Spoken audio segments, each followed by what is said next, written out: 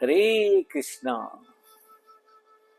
सनातन दिव्यता में आपका स्वागत है और मैं हूं पदम गुप्ता। एकादशी महात्म्य की श्रृंखला में आषाढ़ मास के कृष्ण पक्ष की एकादशी योगिनी एकादशी महात्म्य। धर्मराज युधिष्ठिर बोले कि हे जनार्दन, मैंने ज्येष्ठ मास में शुक्ल पक्ष के निर्जला एकादशी कथा सुनी।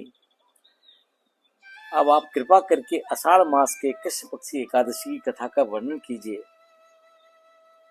इस एकादशी का नाम क्या है तथा महात्म्य क्या है, सो सब वर्णन कीजिए। श्री कृष्ण भगवान बोले कि हे राजन, आषाढ़ मास के कृष्ण पक्ष की एकादशी का नाम योगिनी है। इसके व्रत से समस्त पाप नष्ट हो जाते हैं और इस लोक में भोग तथा परलोक में मुक्ति देने वाला है। हे राज राजेश्वर, ये एकादशी तीनों लोकों में प्रसिद्ध है।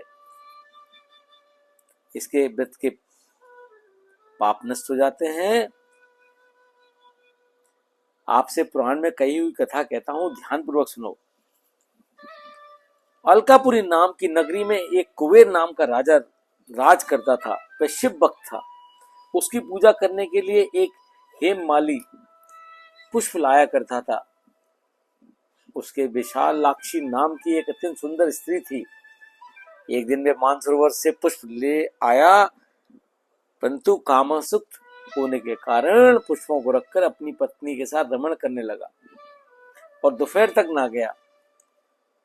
जब राजा कुबेर को उसकी राह देखते देखते दोपहर हो गई तो उसने क्रोधपूर्वक अपने सेवकों को आज्ञा दी कि तुम लोग जाकर हेममाली का पता लगाओ कि वे अभी तक पुष्प क्यों नहीं लाया है।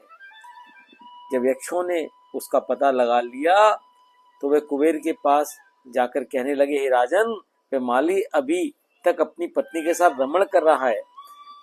यक्षों की इस बात को सुनकर कुबेर ने हेममाली को बुलाने की आज्ञा दी। हेममाली राजा कुबेर के सम्मुख डर से कांपता हुआ उपस्थित हुआ। उसको देखकर राजा कुबेर को अत्यंत क्रोध आया। उसके होठ फड़फड़ाने लगे। उसने कहा, रे पापी, महानीच, कामी, तूने मेरे परम पूजनीय ईश्वरों के भी ईश्वर शिव जी का अनादर किया है। मैं तुझे श्राप देता हूं कि तू स्त्री का वियोग भोगेगा और मृत्यु लोक में जाकर कोढ़ी होगा।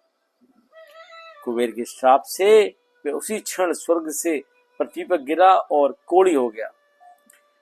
उसकी स्त्री भी उसी समय उससे बिछड़ गई।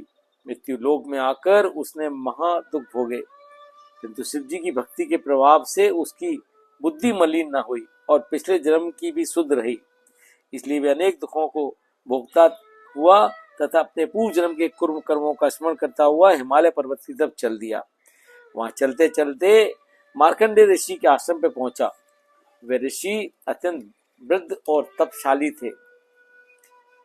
वे दूसरे ब्रह्मा के समान प्रतीत हो रहे थे और उनका वह आश्रम ब्रह्मा की सभा के समान शोभा दे रहा था।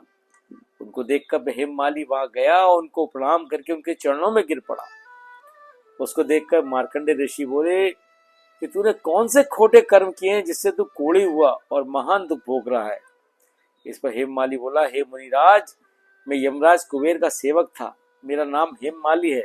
राजा की पूजा के लिए नित्य प्रति पुष्प लाया करता था। एक दिन अपनी स्त्री के साथ विहार करते करते देर हो गई और दोपहर तक पुष्प लेकर न पहुंचा। उन्होंने मुझे श्राप दिया है कि तू अपनी स्त्री का वियोग भोग और मृत्युलोक में जाकर कोढ़ी बन और दुख भोग।